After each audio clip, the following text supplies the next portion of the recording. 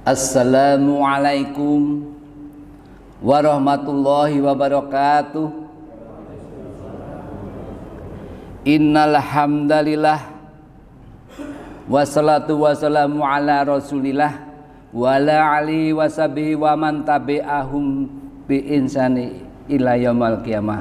Subhanaka la ilma lana illa ma 'allamtana innaka antal alimul hakim.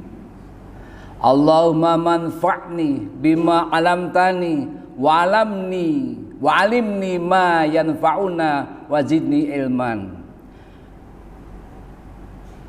Allahumma sholli ala Muhammad wa ala ali Muhammad.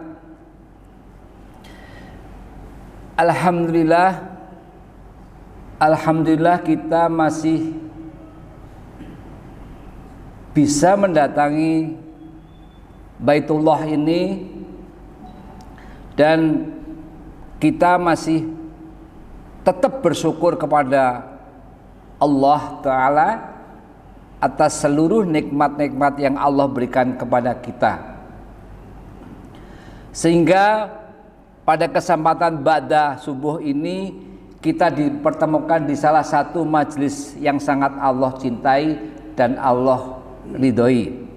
Sesungguhnya Allah memberikan banyak keutamaan pada majelis ilmu ini, dan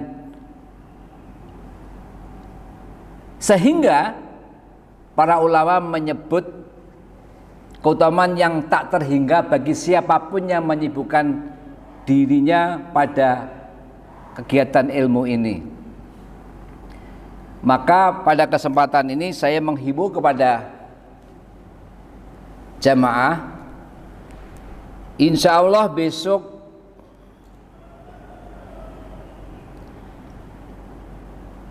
akan ada kajian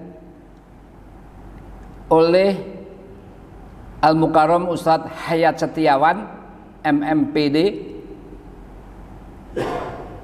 dan judulnya adalah Hakikat dan Urgensi Umur Kita.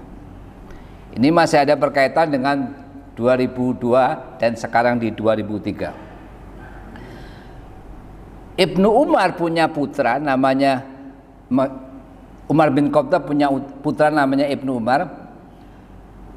Ibnu Umar radhiyallahu anhu berkata tentang majelis ilmu ini, majlisu fiktin khair, majelis ilmu ini lebih baik min ibadi sitina sanatan, daripada ibadah 60 tahun lamanya. Kenapa bisa begitu?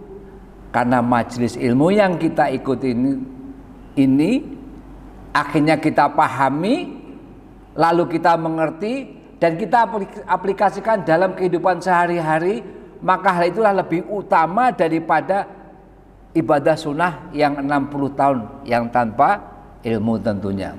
Itulah kenikmatan yang besar yang Allah berikan kepada kita. Bahkan Imam Syafi'i rahimahullah mengatakan, tolabul ilmi afdalu min sholati an-nafil. Menuntut ilmu itu lebih utama daripada sholat sunat. Masya Allah. Oleh karena itu kita harus bersyukur kepada Allah. Tentunya syukur ini harus bersifat ziyadatul ta'at, bertambahnya taat kepada kita, kepada Allah tentunya maksudnya. Potensi energi yang dimiliki oleh orang beriman, dan orang beriman itu selalu merubah kenikmatan yang Allah berikan kepada kita ini, dirubah menjadi ketaatan-ketaatan.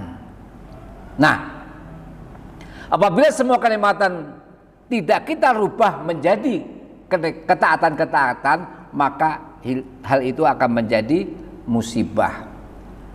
Salaful ummah mengatakan, kullu nikmatin la tuqaribu minallah wa huwa bali'atun. Setiap kenikmatan yang tidak digunakan untuk mendekatkan diri kepada Allah, hati-hati, itu adalah awal musibah. Bahkan Rasulullah SAW mengingatkan kepada kita, idza ra'aitallah ta'ala, bila kamu melihat Allah yu'til abda minad dunya ma yuhibbu, memberi pada hambanya dari perkara dunia yang ia cintai. Rumah ada, mobil ada, anak sehat, usaha lancar.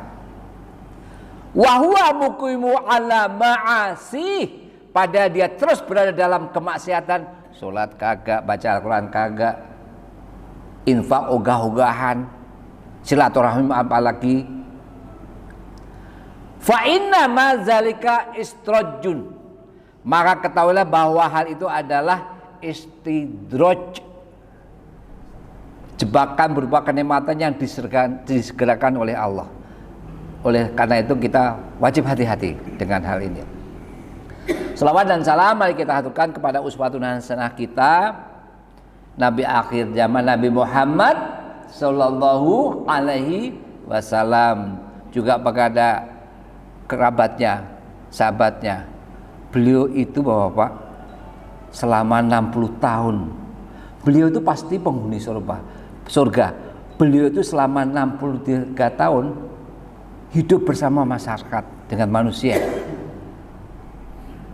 Diturunkan Al-Quran kepada beliau selama 23 tahun. Beliau melakukan dakwahnya selama 23 tahun juga. Nah, beliaulah yang memberikan petunjuk kepada kehidupan kita. Keberadaan beliaulah yang menyampaikan kita dari pinggir neraka menuju surga yang luasnya seluas langit dan bumi. Ikhwan fillah rahimakumullah. Hari ini adalah hari ke-14 di bulan Januari di tahun 2023. Dan itulah yang judul inilah yang saya ketengahkan, yaitu apa? Tanda-tanda diterimanya amal kita. Itu penting Bapak. Karena kenapa? Jangan kita berespektasi mengharapkan seperti itu dan bahkan mengimagine, wah saya udah begini, tapi ternyata kata orang Jawa blasting tong, nggak ada apa-apanya. Bahkan Syekh Dr. Muhammad Sulaiman Al-Ashqar, Mudarris Tafsir Universitas Islam Madinah, mentafsirkan surat 59 surat Al-Asr ini ayat 18, wal tangsur nabzum ma qaddamat li ghad, yakni hendaklah kalian mencermati amalan apa yang kalian siapkan untuk hari kiamat. Bagaimana ibadah mahdoh kita, bagaimana ibadah ghair mahdoh kita, yang harus kita lakukan. Dan yang paling berat bukan kita melakukan ibadah kepada Allah. Yang paling berat bukan itu. Yang paling berat bukan kita melakukan ketaatan kepada Allah. Yang paling berat bukan kita melakukan kebaikan kepada Allah. Bukan itu. Tapi yang paling berat yaitu adalah apakah semua amal ibadah kita yang kita lakukan malaikat catat lalu dilaporkan kepada Allah dan Allah terima itu. Itu yang paling berat. Makanya jangan jumawa apa ya. Jangan terlalu ujub. Kenapa? Belum tentu loh. Makanya ini kita perlu. Nah, di saat ini di ba'da subuh ini akan kita ketengahkan tentang tanda-tanda diterimanya amal kita oleh Allah. Jadi itulah perkara yang paling berat, yaitu apakah amal kita Allah terima apa tidak. Bahkan Allah ingatkan kita yang lebih penting dari itu adalah apa? Kualitas amalan ibadah kita, bukan kuantitas amalan ibadah kita. Allah tegaskan di surat Al-Mulk ayat 2, alladzi khalaqas samawati alladzi khalaqal wahaya. Artinya adalah Allah yang menjadikan kematian dan kehidupan untuk mengujikan siapa yang paling baik amalan di antara kita ini. Makanya kita harus memahami betul yang paling baik. Allah Subhanahu wa taala menyebutkan ahsanu amala, yang berarti amalan yang paling baik dari sisi kualitasnya yang menjadi tujuan kehidupan kita, bukan amalan yang paling banyak atau dari sisi kuantitasnya.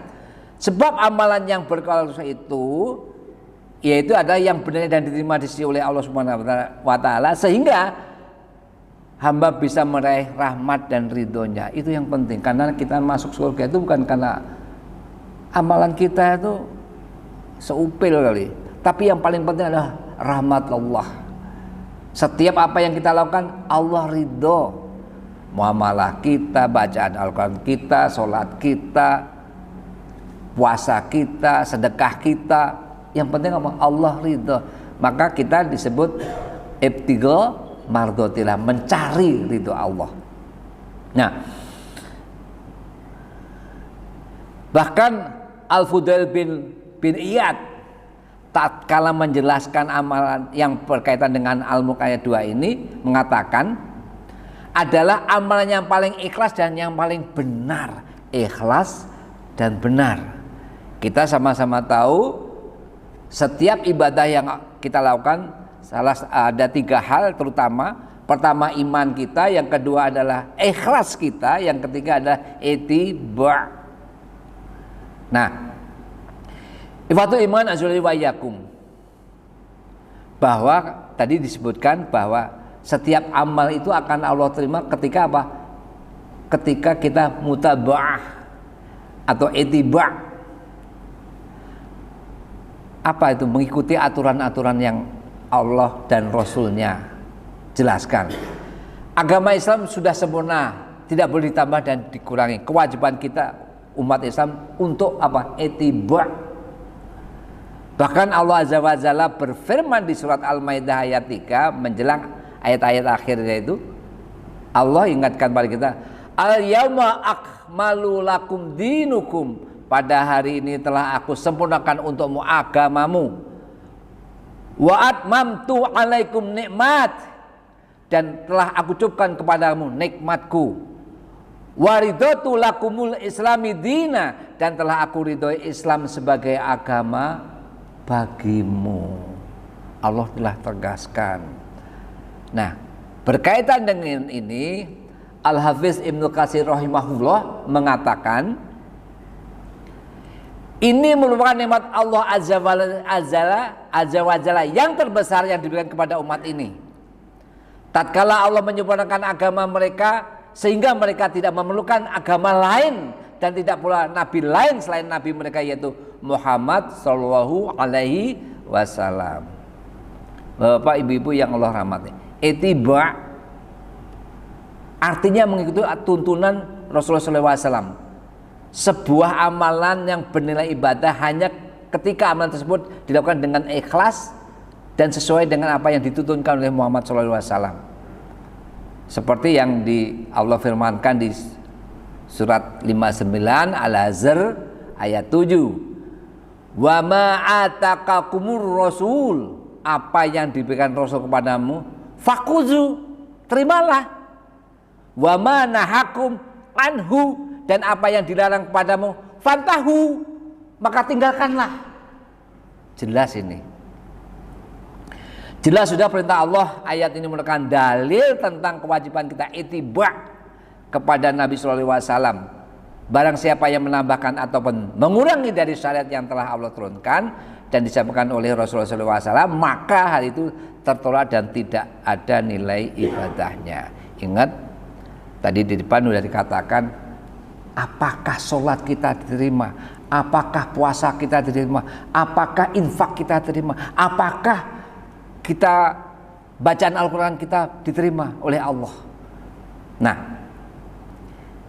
jadi yang paling berat seperti di atas, yang paling berat dalam ibadah kita itu bukan bagaimana kita melakukan ibadah kepada Allah Ta'ala, bukan kita melakukan ketaatan kepada Allah Ta'ala, bukan kita melakukan kebaikan kepada Allah Ta'ala, tapi yang paling berat adalah apakah Allah terima apa tidak amal ibadah kita. Masya Allah, ini penting Bapak. Nah, ada beberapa. Menurut Imam Ibnu Rajab Al-Hambali rahimahullah ta'ala, yang pertama, ada beberapa tapi mungkin cuma 2 saja nih. Yang pertama kata Imam Ibnu Rajab Al-Hambali, tanda orang yang diterima amal ibadahnya adalah jazaul hasanati al-hasanatu ba'daha. Sesungguhnya setiap amal kebaikan apabila Allah terima, jasanya, balasannya ada al-hasanatu ba'daha, melahirkan amal-amal yang lebih besar. Sekarang bagaimana dalam kehidupan kita ini? Jadi kalau tahun 2002, misalnya nih 2002, kita baca Al-Quran, kalau ingat ya habis sholat fardu baca 1 ayat, kalau enggak buru-buru kabur, buru-buru pergi. Nah, di tahun 2023 ini setiap ba'da sholat wajib ataupun sunat selalu membaca Al-Quran, entah itu 1 ain, entah itu 1 juz misalnya, dan dia pahami. Maka tadi Ibnu Umar mengatakan lebih baik daripada sholat ibadah sunnah. Karena kenapa? Satu nih poin daripada pertemuan ini ataupun besok itu yang Ustadz Kiai Haji siapa? Hayat Setiawan, lupa. Besok akan memberikan begitu juga tentang bagaimana dengan berkaitan dengan kehidupan kita. Jadi satu aja yang kita terima daripada pertemuan ini lalu diamalkan, Masya Allah. Nah, namun jika ibadah yang dilakukan ini tidak berubah kebaikan apapun, jadi 2022 ini 2023 sama saja, bahkan lebih jelek. Imam Ibnu Rajab menyatakan jaza'u sayati asaitu ba'daha. Balasan dari Allah adalah jadikan lebih buruk terhadap sebelumnya. Nah, itu. Jadi kalau kita lebih baik, maka Allah akan terima itu amal ibadah kita. Dan yang kedua, kalau kita lebih buruk daripada tahun 2022, maka balasannya adalah Allah jadikan lebih buruk keadaan sebelumnya. Nauzubillah min dzalik. Maka kesempatan ini ana wa antum ana ingatkan agar ada suatu progres, ada suatu peningkatan. Semakin banyak dia beribadah kepada Allah, semakin banyak ketakutan itu, semakin banyak yang dia kerjakan, semakin banyak ketakutan kepada Allah. Nah, itu yang kedua. Kalau yang tadi, yang pertama tadi adalah ada bisa istiqomah, bisa bertambah besar. Yang kedua, tanda terima orang-orang amalnya diterima oleh Allah adalah zadahumullah kaufan bil qalbi. Allah tambahkan ketakwaan dalam hatinya. Kok bisa? Kita sholat, kita infak, kita baca Al-Quran, malah Allah tambahkan ketakutan dalam hati kita. Kok bisa? Mari kita segarkan. Kita ingat kembali surat Al-Mu'minun ayat 60.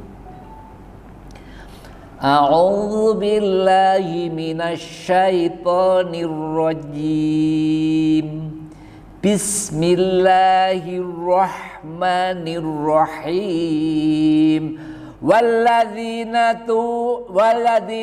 yutuna ma'atu wa qulubuhum wajilatun annahum ila rabbihim raji'un. Dan orang-orang yang memberikan apa yang telah mereka berikan, sedekah misalnya, baca Al-Quran misalnya, wa qulubuhum wajilatun, dan hati mereka menjadi takut, khaufun, annahum ila rabbihim raji'un, dan sesungguhnya kepada Tuhannya akan kembali. Malah takut. Kenapa? Jangan-jangan tidak diterima. Tadi yang pertama Kalau pengen tahu amal kita itu diterima atau tidak, ada ibadah-ibadah yang lebih besar lagi yang kita lakukan daripada sebelumnya. Nah, berkaitan dengan ayat ini, ibunda kita Siti Aisyah pernah bertanya kepada Rasulullah SAW, alladzina ya'tuna ma'atu wa qulubuhum rajiun, tentang ayat ini. Apakah yang dimaksud itu ia takut kepada Tuhan dan menyiksanya? Ya Rasulullah, kata Rasulullah, bukan demikian maksudnya, hai putri Abu Bakar As-Siddiq. Yang dimaksud dalam ayat ini adalah orang yang mengerjakan sholatnya, yusolun, Allah terima. Puasanya, saumun, Allah terima. Sedekahnya, sodakun, Allah terima. Namun dia merasa takut kalau amalnya itu termasuk amal yang tidak diterima, mardud. Ini ucapan seperti ini yang saya bacakan ini adalah diriwayatkan oleh Ahmad dan At-Tirmizi. Ada hadisnya. Nah, jadi dua hal itu yang menjadi pedoman dari kita. Apakah amal-amal kita Allah terima apa tidak? Yang pertama jazaul hasanati al hasanatu ba'daha, yaitu setiap amal kebaikan yang Allah terima, jasanya, balasannya adalah al hasanatu ba'daha, melahirkan amal-amal yang lebih besar setelah itu satu. Yang kedua adalah zadamallahu khaufan bil qalbi, Allah tambahkan ketakutan dalam hatinya. Nah, itulah yang harus kita pahami. Dua hal poin ini saja yang perlu kita sampaikan. Untuk itu mari kita tingkatkan iman dan takwa kita, sehingga sampai kapan? Sampai malaikat maut menghampiri kita dan kita dapat mengaplikasikan ketika sebelum sakaratul maut itu datang. Karena Rasulullah mengingatkan kita, man kana akhiratu kalamihi la ilaha illallah dakhala jannah. Barang siapa yang akhir perkataannya sebelum mati berkata la ilaha illallah, maka dia akan masuk surga. Semoga bermanfaat apa yang telah disampaikan. Wallahu a'lam bishawab. Alhaqqu rabbika fala takunanna minal mumtarin, kebenaran dari Rabbmu dan janganlah sekali-kali kamu termasuk orang yang ragu-ragu. Mari kita tutup dengan doa kafaratul majelis. Subhanallahumma wa bihamdika asyhadu alla ilaha anta astaghfiruka wa atubu ilaik. Assalamualaikum warahmatullahi wabarakatuh.